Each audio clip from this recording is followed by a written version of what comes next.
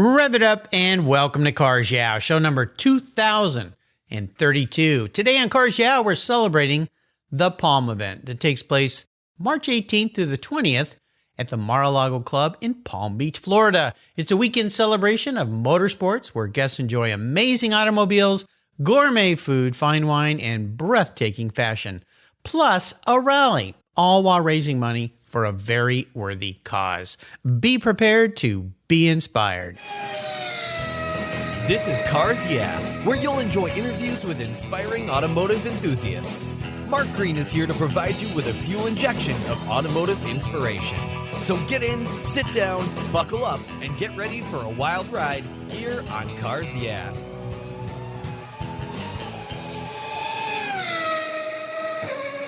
Hello, inspiring automotive enthusiasts, and welcome to Cars Yeah. Today I'm in Palm Springs, California with a very special guest that no doubt most of you will know, Anstead. Ant, welcome to Cars Yeah. Do you have it in gear, and are you ready to release the clutch?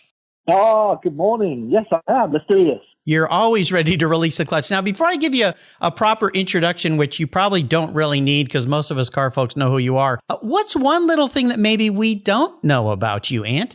Oh, gosh. I don't know. I'd like to think that I have very little secrets in my life. A lot of people don't realize I used to be a police officer. Yeah. A nice little fact. I used to play a lot of football. I played 17 years as a paid footballer, so over 700 pro and semi-pro games. Other than that, I'm actually a little bit of a nerd. I love musical theatre. How about that? I don't think anybody knows that. Yeah, that's pretty cool. You know, another thing I know about you, because I come from the art world, my father was an architect and an artist, and I studied that in school, is you've created some very unique, cool sculptures, right? Yeah, I've always been a bit of an artist. I like to build things, draw things, paint things. And I've actually produced quite a lot of sculptures over the years. In fact, I think in America, if anybody knows the Barber Museum in Alabama, I think it's the largest private car collection in the world. Yep. They have four of my sculptures. Really? Oh, wow. Yeah. That's an incredible facility. Well, see, there's always something to learn about every guest here, no matter how much notoriety they have, and you certainly have a lot of that. Let me give you a quick introduction, and we'll dive into your world a little bit. Ant Anstead is best known for hosting car-centric television shows, among many other things. He started working and building cars in an old cow shed and grew that business and his reputation as a serious builder. He ventured onto British television and co-hosted For the Love of Cars back in 2013. By 2020, he had hosted 16 different television shows. And in 2017, he hosted Wheeler Dealer with Mike Brewer, who's been on Cars Yeah before, the #1 most distributed show on the Discovery Channel. He established Angel 22, his own production company, and his extensive list of TV shows includes more than 20. Ant holds 9 world records for car builds. He's authored 3 books, and he was appointed one of the youngest tactical firearms team officers in UK history, receiving 2 commendations for acts of bravery. Very cool. We'll be back in just a minute, but first a word from our valued sponsor, so give them a little love, and we'll be right back. I love Covercraft's new 5-layer all-climate cover. It was developed and engineered for anything Mother Nature can throw our way. It's very soft, breathable, and easy to store and pampers your paint and interior surfaces, providing maximum UV, rain, dust, and snow protection. Add their gust guards for windy conditions for extra protection. Their 5-layer all-climate cover is custom-tailored with Covercraft's attention to detail, form and fit with a quality and attention that's been their standard since 1965. Covercraft protects cars, trucks, motorcycles, RVs, trailers, and watercraft too. Every one of my vehicles is protected by a Covercraft cover. And I have a deal for you. Use the code YEAH21 at covercraft.com and you'll get 10% off your Covercraft order plus free shipping. That's right, 10% off and free shipping. Just type in the word YEAH, Y-E-A-H, 21 at checkout, YEAH21 at covercraft.com. Covercraft, protecting the things that move you. Most people don't think about their collector car insurance until their annual premium becomes due. Well, why wait and see if there are better options for your beloved rides? I didn't. Did you know if you change carriers before your policy runs out, your insurance company has to refund you the unearned portion of your policy premium? I did my homework, I shopped around, and I found American Collectors Insurance. And that's who protects my Porsche Turbo. That's right, the one I call my Orange Crush. They've been protecting collector vehicles since 1976. I encourage you to call my friends at American Collectors Insurance. Ask them about their agreed value policy. And if your collector vehicle is on your regular auto policy, you will be shocked at the savings, not to mention the assurance, should something bad happen to your ride, that you'll get what your vehicle is actually worth. Give them a call today for a quote at 866-ACI-YEAH. That's 866-224-9324. Tell them you're a friend of Mark Green at Cars Yeah! American Collectors Insurance. Classic car insurance designed by collectors for collectors. Automotive enthusiasts just like you and me. That's American Collectors Insurance. Give them a call today. So, Ant, let's dig a little deeper into the corner now. Since most people know so much about you, being on television, notoriety, of course, the wonderful tabloids, which I'm sure you love. Hey. Yeah. I want to go back a little bit to the beginnings here, because a lot of people don't realize all the hard work that goes into becoming what many people are when they're successful. And when I introduced you, we talked a little bit about that old cow barn shed that you started in. Tell us a little bit from a car perspective, because we learned about your football, and thanks for your service being a police officer. That's incredible. But the car world, when you were not noticed, or I shouldn't say noticed, but your notoriety wasn't huge with television, you got into cars. Why cars? And how did you build that business to move it forward to what you're doing today? Well, I was always a car builder, even before I joined the police. I joined the police when I was really young, 18 and a half. But, a few years before that, I was building cars. And I graduated like most kids do, with Lego and go-karts and soap boxes. And then when I was 16, I actually built my first car, which was a kit car from a Cambridgeshire company called Tiger. So I built that car before I even had a driving license. Wow. And I didn't do more than 50 miles on it. It wasn't about the driving for me. It was about the building. So then when I joined the police, I found that working shifts was actually really good for being a budding car builder, because it meant I had, if I'm on a night shift, I would get up and throughout the day, work on a restoration. So from the age of, I'd say 16, even to today, I've always had at least one project on the side. But in those early years when I was in the police, I was juggling multiple restoration projects. So I was, I had this kind of side career, being a car restorer. And when in 2005, when I had this kind of pivot in my life, I left the police and I had this kind of realization: I just want to do what I love. What do I love? And I loved building cars. And at the same time, I was really lucky because I was playing football. So I had a bit of income coming in, and I built up a little, pot of cash restoring some previous cars. So I just went for it. And it's weird now. Gosh, 17 years later, looking back, saying thank goodness, because if I hadn't have made that move, I probably would still be a policeman. That's what Cars Yeah! is all about, is people who love cars and have figured out a way to wrap their lives around them. I've interviewed over 2,023 of them now, which is pretty cool. What kind of vehicles and have you migrated into? I know we see you on TV working on lots of different cars, but that's your TV world, if you will. Is there a general mark or type of car, if you could build anything you wanted and I could just open my checkbook and say, build me something, Ant, that you really love to work on? Well, as a kid, being British, growing up in England, I leaned into British marques. So, I did a lot of MGs, a lot of Triumph, a lot of Rovers, a lot of Minis.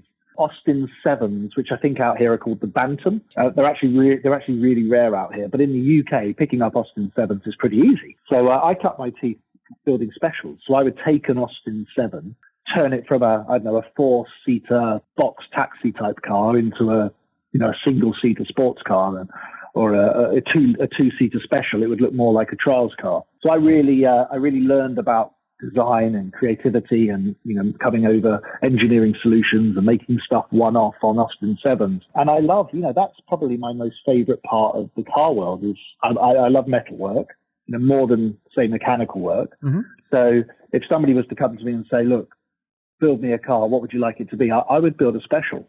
I would not start with a car that needed to be restored to its original glory. I would start with a box of bits and make something that never existed before. That would be my sweet spot. So you're kind of a bit of a hot rod guy, I would guess, then, with that kind of a build. Yeah.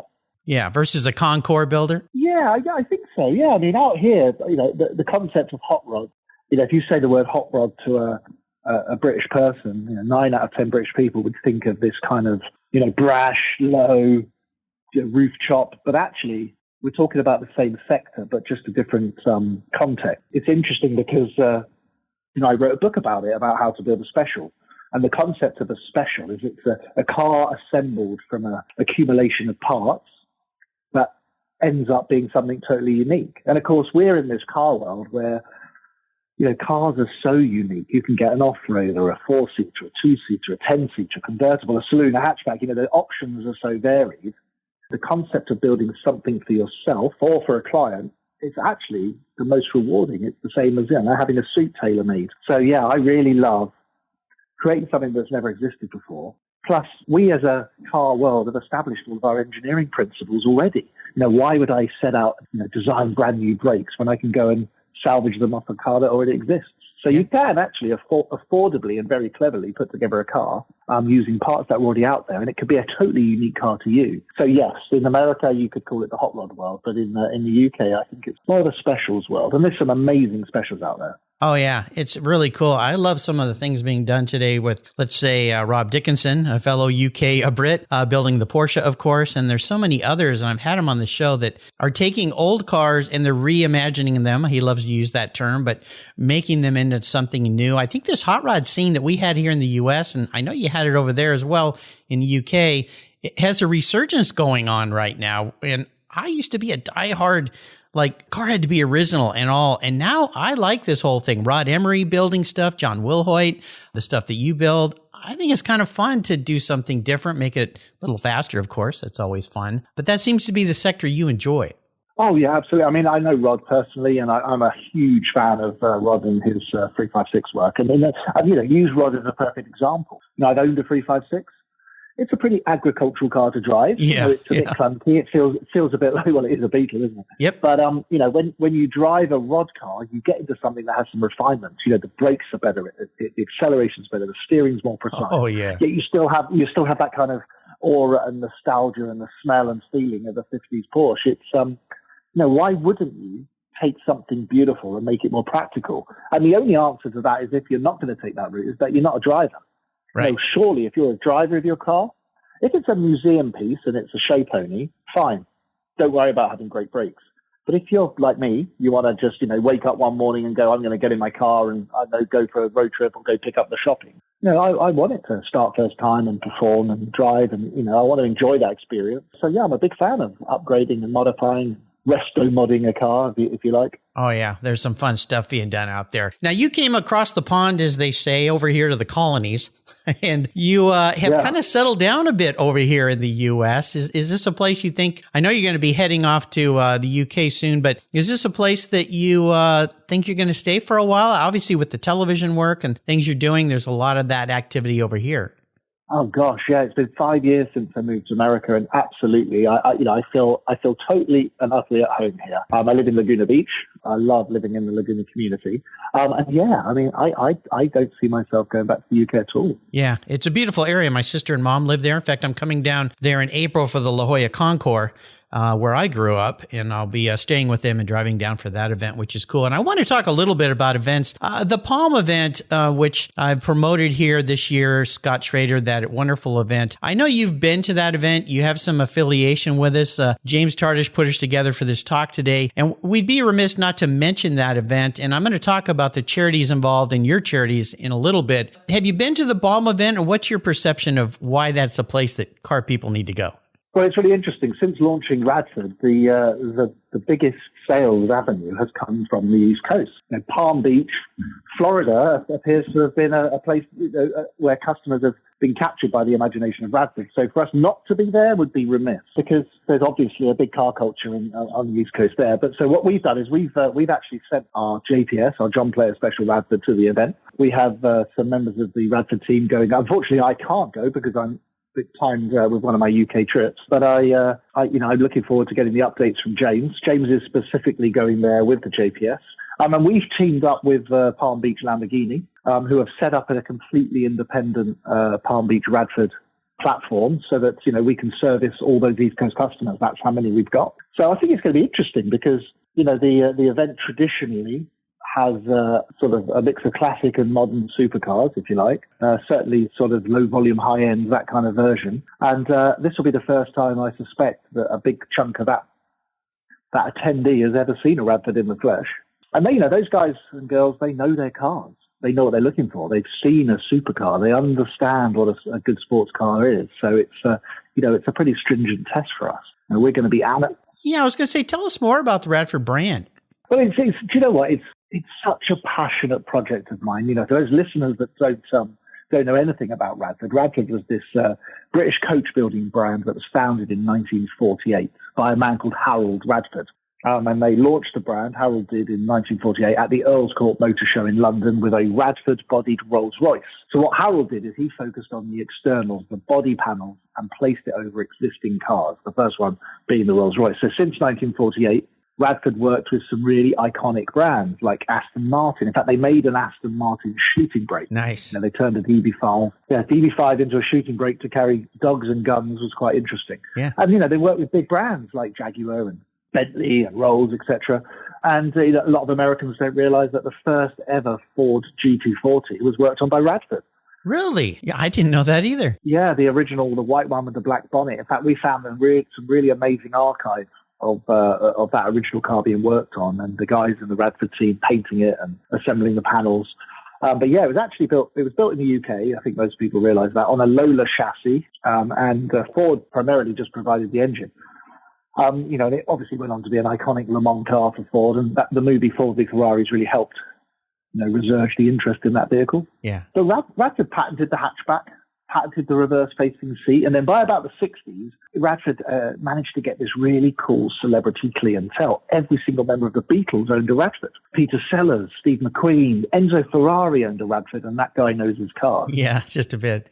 So Radford became this kind of cult British coach builder that faded away by the late 70s, early 80s. Radford had sort of disappeared into oblivion. So I got together with a team of people, one of which is Jenson Button, a Formula One world champion, and a super dude called Roger Bailey, who is he's a lawyer out here, but he's more of a rock star in my mind.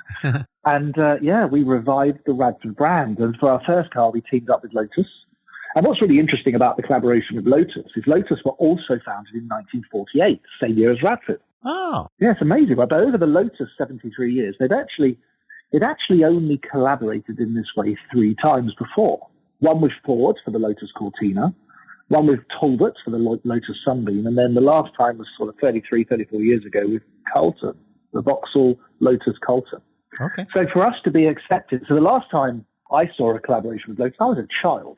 I was like an 8-year-old boy in the UK, and now, years and years later, I get to team up with Lotus, and they were super collaborative on this. We spoke to Lotus probably every other day, and together we meshed the Lotus engineering, the bit that they do best, the handling, the suspension, the steering, with what is our new Radford Type 62 too. It's been such a boyhood dream to be on the sidelines watching this unfold, and we've managed to pull together a really cool team of people. We looked through the history of Lotus cars, and we chose a quite obscure car, actually. It was built in 1969 called the Type 62. They only made 2 of them. And using the design cues and inspiration from that car, we built a modern version of that 1969 car. And throughout that journey, we actually managed to acquire the brand John Player Special, which, of course, for race fans is iconic. It is, yeah. Yeah. So the black and, Andretti, Fittipaldi, and, Ayrton Senna's first win was in a JPS. So we had to, of course, do a John Player Special Radford Lotus. And that's the car that we're showing at the Palm Beach event. Nice. So cool. This is really fun stuff. I love it. No doubt you have a driving inspiration in your life, somebody who's been maybe a key mentor, someone who's been very influential, helpful in your life. Most successful people do. Is there somebody that stands out for you that you could share with us? Yeah, it's interesting, actually. The older I get, the more mature I get, I realize when you look back, it's only when you look back that you can actually start to join the dots up, and you realize that period in my life, that person was a rock. So, as you travel through this weird, this weird path that we call life, you have people come, support, and leave, and come and support and leave. And, I've been very fortunate that, I've had these sorts of role models throughout my life, and they've been a revolving door of amazing and inspirational people. And, the last few years, Mike Brewer brought me to America. I came here as this sort of bright-eyed British boy, not really knowing what to do. And Mike was a solid dude at that point in my life. Yeah. I went through a divorce, and I had family, and being a foreigner in a country, no friends. Mike was a real solid dude, and we remain really good friends. In fact, when I go back to the UK, which is pretty soon, yep. I'm spending time in Mike. Oh, nice. And going through the Radford project, you have to, if you're building a brand and you're building a supercar and you're launching something so public and so aspirational, and you have to do it with solid people. Yeah, it's impossible if you have somebody in the inner circle that isn't solid. Then it's not going to work. You're as strong as your weakest link. And what I found is that Jensen Button, Roger Bailey, oh my gosh, they have been like solid rocks for me along this journey. And the people that we brought into Radford, Izzy Rower, the first employee of Radford, she is just, she's one of my best friends. Between this small team of people, we've managed to achieve so much. So, I'm inspired by those people around me, and hopefully that flows both ways. Oh yeah. So yeah, I'm not gonna sort of name anyone in particular. But, well, yeah, it's pretty. That's pretty cool. Mike's been a guest here on the show. He was, he's a firehouse, fire thrower. I mean, the guy just has energy that is coming out of everywhere. I always look at him and go, man, what keeps that guy going? It's just his inspiration and passion. And as we're recording the show, you're getting ready to go to Jensen's wedding today, which is pretty cool. Oh, yeah. Yeah? Yeah, finally. Actually, this is the fourth attempt. Him and Brittany have had 3 cancelled weddings because of various scenarios. So today is the well, hopefully. I mean, I don't want to jinx No, it. we won't jinx it. Everything's going to go perfectly well. So yeah, give him and the lovely bride my best. We're going to take a short break. We come back. I want to talk a little bit about a challenge, because we've all faced challenge. You touched on one a little bit there. So keep that thought in mind. Keep the seatbelt tight, and we'll be right back.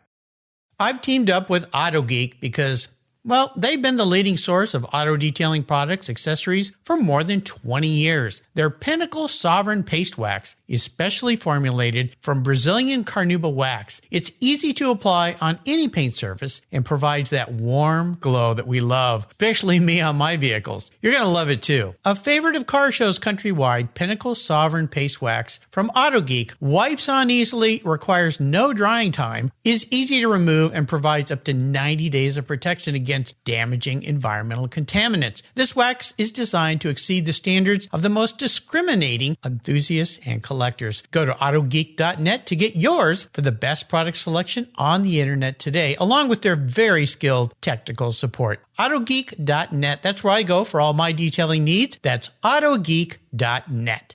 I've discovered Linkage. It's a new quarterly publication and website that covers the automotive market, driving, restoring, collecting, and discovering your passion for motor vehicles. Linkage is about experiences, opinions, and values. Linkage is an actual informed, reasoned opinion based on first-hand experiences. A talented Linkage team covers the automotive world, the people who share your passion and mine, smart, considered, rational, and experienced opinions. Ones you can learn from and grow. That includes our passion that drives auctions and the collector car market. So come with me and join us on this journey. And be sure to use the code CARSYEAH when you subscribe, and they'll give you $10 off. Boom! Linkage, geared for the automotive life. Subscribe today at linkagemag.com. So, Ant, let's talk about this. I love to ask my guests this question, not so much to drum up negative things. It's more about what was that really valuable lesson. So let's talk about maybe one of the big challenges you've had. Maybe it's a big failure, something that really kind of pushed you back. But more importantly, how did you come out on the positive end of that by turning it into a learning lesson? Wow, I mean, that's such a big question, and we probably don't have enough time to dive deep into it in this interview. Do you know what's really interesting is that I believe that as you walk through life, you get armed. You get given a tool belt of either experience or lessons, as you call them, failures, and you accumulate these failures, no matter how small or how big. And ultimately, there comes a stage where you make use of that lesson and you look back and go, oh, so that was the reason that went horribly wrong. And, probably my biggest influence is the years I did in the police. It feels like a totally different life to me. It's almost, looking back, like it never happened. It was somebody else. That wasn't me in the police. Yeah. But of course, being a police officer meant I had a front row seat to the worst of humanity. And again, the best of humanity. I got to see the worst things that humans are capable of, and then, of course, the best things that humans are capable of. So I look back at those sort of defining moments, whether it was, tackling an armed offender or dealing with a violent assault or a murder, or that was commonly humans do horrible things. Yeah. And the way I have a really kind of, I think, very different to the normal member of public, that I have a very interesting relationship with life and death and loss. And I think that's really put me in a strong place, because, I've seen and done some really difficult things. Yes. Sometimes a lot of people don't realize I was a tactical firearms officer. I was an armed officer, which is rare in the UK. There's only there's a small handful of people. That's right. I spent 3 days in a safe house with a serial killer. Oh my gosh. Called John Duffy, who was known as the railway murderer. And, I was playing cards with him and having pizza and looking after this, protecting this guy. And, everything kind of goes away. All this stuff that people right now feel that are important, it's not important, is it? So over the years, I picked up these, my tool belt of experience, and the police gave me a big chunk of that. I learned a lot in a very short time, and it's a real jump in the deep end experience, because, of course, once you qualify as a police officer, put a uniform on, you have to deal with whatever is in front of you. So every day, whatever is put on the plate is unknown. So you start the morning or the afternoon, whatever it is, knowing, I don't know how today goes. I'm going to react to what comes my way, and what comes your way as a police officer is remarkable. Wow. I want to, my hat's off to you, Ant, because I've got friends that are police officers. I've had friends on the show that have been police officers or are police officers. Frontline defenders, you guys are the best of the best of the best. And what you have to put up with sometimes, I don't know how you do it. So my hat's off to you, and I appreciate you doing that as a really special part of your life. And you're right. I love the way you said that. It gave you a toolbox of lessons learned that you could carry forward and have a whole different perspective on all sides of the law and humanity that most of us don't get. We get these little snippets that are delivered to us via the media or social media or whatever it is that aren't really very real compared to what you dealt with. So thank you for doing that. Yeah, no, it's cool to talk about. It's funny actually, because you in every setback, I was taught that in every setback there's a lesson and a gift. Yes. And I think the idea is that you need to sort of take some time, understand what the lessons are. And I think the lessons are the obvious ones, but then the gift. A lot of people, they dwell in trying to find the lesson, and failure is so bad. But actually, when you actually establish what the setback was and how it affected you, find the gift. Because if you find the gift, you'll realize that there's no such thing as failure. They're just lessons. Yep. It's all about being grateful and having gratitude. That is the secret sauce to life. Wow. Heavy stuff. Well, again, thank you for your service. That's tremendous. Hey, let's talk about cars here. I want you to share a very special vehicle in your life. You've had lots of cool cars. Maybe pick pick one, at least for today, that really stands out, and share a story about that ride that made it so special for you. It could even be your first car. Wow, I have had a lot of cars over the years, and I've had some cars with some amazing stories. But do you know what? Right now, at this particular point in my life, it has to be the Radford. It has to be.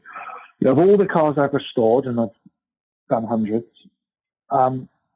it has to be. I think now, as a 42-year-old British boy living in California, if I'd have said to myself as let's say that 16-year-old boy that built that first car, hey, in a few years' time, you're going to be living in Laguna Beach. You're going to launch a supercar company with Jenson Button, a Formula One world champion, and you're going to partner with Lotus, who don't do this, by the way. and you're going to build the last ever petrol-powered Lotus in history. When your grandchildren are going to read a book on the history of Lotus, the last page for petrol is going to be the car you built. Wow. I would have said, you would have laughed. Yeah. Good luck on that dream. Wow. Yeah. And do you know what? Building supercars, it's an industry fraught with danger. You know yourself, you hear all these aspirations of people, you see in the news feed, a new supercar, this car's coming out, and actually the majority don't make it. Right. Lots of money lost. Yeah. And I've been incredibly lucky because we've really focused on building something that is, a lot of people, it's the same with TV, actually. If you go out trying to make something that you think people want, you lose. Yeah. If you just make something that you really, truly love yourself and the knowledge that maybe one other person might like it, you win. It's the Bourdain philosophy on making something. Yes. Don't pander to the masses. Just do something you're totally, utterly passionate about, and it will all work out. And that's what we did. We set about building something that we were really passionate about, not even considering whether anybody would like it. It's if we would like it. The new Radford Lotus it's an embodiment of that passion. Yeah. And I'm so proud of that car. Well, what you guys are doing is super cool. It's Lotus. I had one Lotus in my life. It was when I started vintage racing. It was a 1960 Lotus 18 Formula Junior. Oh, wow. First open wheel car Jimmy ever drove. That guy that used to race back in England, that superstar race car driver. Lotus is, pretty special. First time I jumped in a street car and drove on a track was in a Lotus with our driving school up here. So very, very special what you guys are doing. I think it's just awesome. So I'm going to be your car psychologist before I let you get to this wedding. So you got to sit back on the couch and give some thought to this deal. I don't think anyone's maybe ever asked you this question in this way. If you were manifest as a car, Ant, and this isn't what you want to be, this is how you perceive the man in the mirror. So you got to dig deep into your soul for this one. What would you be, but more importantly, why? Oh, gosh. Okay. Well, my friends always tell me, you'll never ever see me wear anything fancy. Like I'm always in rigger boots or a t-shirt. Okay. So I'm always a bit rough around the edges. Yeah. So, and I'm pretty slow. So I'd probably be a Series 1 Land Rover. Oh, okay. Well, a workhorse, that's another thing is I rarely stop. I'm always doing something and I'm always working and nice. I drip oil everywhere and no panel is straight. I love it. Noise and I'm slow. Yeah, that's the way I like that question answered. I love to talk about giving back. Now, I know the Palm event, their charity of choice, is a wonderful charity called the Place of Hope. But also, you're a patron of the Harrison's Fund charity. Tell me a little bit more about that. Yeah, Harrison's Fund is a charity that represents boys with Duchenne, which is a version of muscular dystrophy. It's a disease that affects mostly boys, mainly boys. Mm-hmm. And it's, the life expectancy of a Duchenne child in the UK is sort of mid-20s. So I became a patron of that charity because my friend Alex had his son Harrison, who is the same age as my son Archie. So Alex and I both had boys. And my son, Archie, is going to be treading a very different life path than his son, Harrison. So, Harrison's been robbed of the privileges that Archie gets because he has Duchenne disease. So, it's something that's very close to me. And what's really amazing about Duchenne, Alex has absolutely transformed. He's changed legislation in Parliament. He's really genuinely treading a path to a cure. And there are some developments in medicine, particularly here in America, that means that boys that have Duchenne might not die in their 20s. They could live a full life. Yes, they won't be Olympic sports people, but they will live a full life. So, the advances in muscular dystrophy, particularly around Duchenne, are remarkable. And, it's something that I really believe in, but it stems back to my relationship with Alex's son, Harrison. Wow, that's wonderful. Is there a website where people can go and learn more about this and perhaps even donate some money to help? Yes, double check. It's harrisonsfund.com. Okay. If you jump on there, we do some really cool fundraising stuff. And it's remarkable. It's something I'm really proud of. Well, you should be. That's fantastic. I'll make sure to put a link to that on Ant's show notes page. Also, the Place of Hope, the Palm Events charity, another wonderful facility that helps people in need, both very, very worthy charities. Now, you've written 3 books now. I wanted to mention these because I always ask my guests for books that they like to share. And the fact that you're also an author, as if you're not busy enough, Ant, my goodness. Cops and Robbers, the story of the British police car, which which has a close tie to you, of course. Petrolhead Parenting. I love this one. The Essential Guide to Diagnosing and Nurturing a Petrolhead. I've got my first grandson my daughter just had, so I'm working on that, despite what she rolls her eyes back. And you have another new book. Is that your new book out yet? Yeah, so my third book is actually, you probably know the publisher Haynes. Haynes, of course. And well, we talked about specials earlier in this interview, and John Haynes' first ever book was actually How to Build a Special, based on an Austin 7. And then obviously that went on and exploded into the Haynes dynasty that we know today. But as a British car guy growing up in the UK, Haynes were the car builder's Bible. Of course. I always had a Haynes book or a dozen in my, with the oily fingerprints where the pages were turned. Yep, me too. Haynes, like a lot of publishing houses, have faced the transition into digital. So Haynes no longer hard print books, which is a shame, and probably something we could talk about another time. Yeah. But the very, very last Haynes printed book was a book I wrote, and it brings the Haynes story full circle. While John Haynes' first book was How to Build a Special, Haynes' last printed book was with me, How to Build a Special. Wow. Again, that's one of those things for you to go back to that 15, 16-year-old kid and think, you know what? As I'm going through my Haynes, I'm going to write a book for these guys, and it's going to be the last printed one, too. I mean, who'd have thought? Exactly, yes. But remember, I'm like the king of manifesting stuff. Yes, you are. That's the way to go through life. That is it. So yeah, and I'm in the middle of doing my fourth book at the moment, which ironically is actually not a factual book. A fiction. It is, yeah. Really? What's it going to be? Can you give us a little teaser what it's going to be about? Well, I love writing. I love it. It's, I just like to sit back if I've got a few hours. I'm not someone who sits, takes out 4 weeks and writes. I take out an hour here or 2 hours there. So it's something I really like to do. It's part of my meditation, if you like. But it is a fiction book about a murderer, actually. Oh. You're the first person I've ever talked. Okay, back to your police days. Actually, yeah, it does have a big police influence, but you're the first person I've told. Whoa. Oh, God, now everybody knows. We got a little scoop here. Well, I thank you for doing that. I'm looking forward to that. Very, very cool. I'll make sure I put links now. Are all your other books still available for people to go buy? Yeah, so Petrolhead Parenting, which is a children's book. It's perfectly aimed for sort of 2 to 8-year-olds. Okay. That's there's a link on my Instagram page, but you can get that from Amazon or Noah. Okay. Noah Fine Art is the website. The the British police car. Which if you're a nerd that loves the history of cars, because I loved writing that book. I did it with HarperCollins. It's this really kind of in-depth look, not just at British police cars, but ultimately about the changing law. After the war, you got all these people that are, talented, but of course couldn't afford a car. So they would, modify anything that they had and bought surplus war equipment, and people would drive around, and then it became reckless. So I talk about the first ever speeding, the first road death, how cars became black and white is fascinating. Why the British police chose a blue light, how the siren came about. So the evolution of police cars is really amazing because, of course, they're always in this race.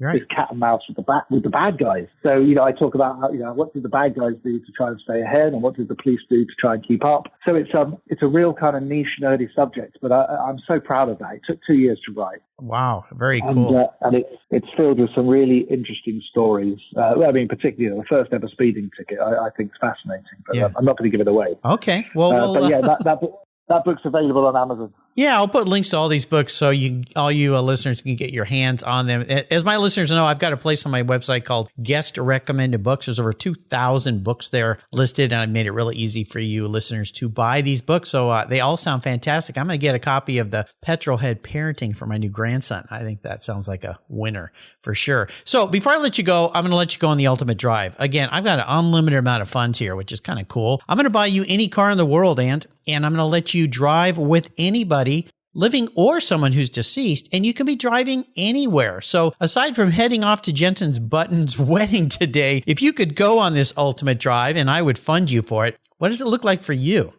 Oh, gosh. Okay, so firstly, I love being a dad. So I have to have my kids with me. Okay. So Emily, Archie, and Hudson would be in the car for starters, which discounts a sports car, right? Because kind of, sort of, yeah. I'd have to take my girlfriend because she's such a great road tripper. Okay. And so the 5 of us would need a big car. I'm a real old school Brit, so I'd have to go for a Bentley blower. Ooh, Okay. And I would go south of France, Monaco, windy country roads, roof down in a Bentley blower. Boom! There you go. Sounds like a fun trip to me. I think it's awesome. Well, you've taken us on a fun trip today, Ant. I can't thank you enough for calling in today. Before I let you go, could you share maybe some words of wisdom, inspiration, success quote, or a mantra to leave us on a positive note today? Yeah, I mean, I consider myself a creative person. And I think every human has within them this strand of creativity. And as you get older, it gets lost. So there's something really important about staying foolish and staying creative and staying hungry to just play. Because from those playful moments, those creative moments, understanding what you love to do as a child is the most important thing you can take into being an adult. So I would say the art of growing up is just don't grow up too much. I love it. Very wise words of wisdom today. How can people follow along with you? You mentioned your Instagram account. Is that the best way for people to follow you?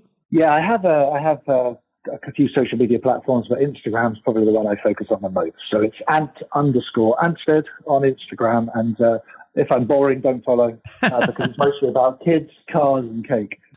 Cake. I love it. You're far from boring, my friend. This has been a wonderful event. Again, listeners, I'll make a note to put the Palm event as well on Ant's show notes page. If you want to attend that event, hey, they're sold out, but there's always next year. Or maybe you can bribe your way through the door. Good luck with that, especially when you're at an ex-president's house. I think there might be some Secret Service hanging out there, so maybe don't bust the door. Ant, thank you for being so generous today with your time and expertise and for sharing an amazing life you built for yourself. No doubt there's a lot more fun stuff to come. All of our best to Jensen and his bride. A wonderful day for them today. Until you and I talk again, my friend, I'll see you down the road. Take care. Bye. You're welcome.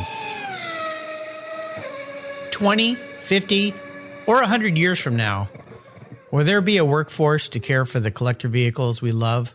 With auto shop programs disappearing across the country, it's a question we enthusiasts have to ask. That's why I support the RPM Foundation, which exists to ensure that the critical skills necessary to preserve and restore these vehicles aren't lost to time. One of the many ways RPM, which is short for Restoration, Preservation, and Mentorship, is accomplishing this goal is through workforce development initiatives. The RPM apprenticeship program enables the next generation of artisans to earn a living while they learn the craft of restoring and preserving these vehicles directly from industry professionals. The Endangered Skills Program documents the process of masters training future craftspeople on a variety of critical skills in danger of being lost forever. For more information on how the RPM Foundation is driving the future of the collector vehicle skills trade, visit RPM Foundation today. They're one of the charities of choice here on Cars Yeah!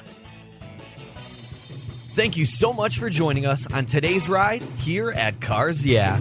Drive on over to carsyeah.com to find show notes and inspiring automotive fun. Download your free copy of Filler Up, a fun book filled with gorgeous photographs of fuel filler fun, including quotes from more inspiring automotive enthusiasts. Download your copy today, and we'll see you next time on Cars Yeah!